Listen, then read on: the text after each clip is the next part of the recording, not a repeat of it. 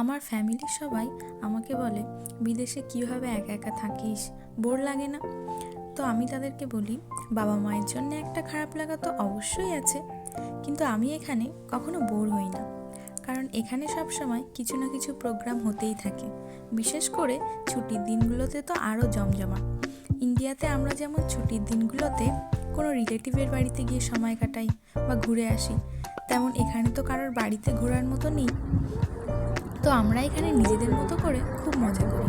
আমার মনে পড়ে আগে যখন বাইরে যেতাম, কিছু খাই আর না খাই ফুচকাটা খেতাম, কিন্তু এখানে আজ পর্যন্ত কখনো ফুচকা দেখতেই পাইনি। রাস্তার ধারে দাঁড়িয়ে ফুচকা খাওয়ার মজাটাই আলাদা, খুব মিস করি। হ্যাঁ, তবে সিঙ্গাড়াটা পাওয়া যায়, ভালো টেস্টিও বানায়। তবে দামটা বড্ড বেশি নেয়। একটা সিঙ্গাড়ার দাম 150 টাকা। দুটো কিনে আমরা তিনজনই খেয়ে নিই।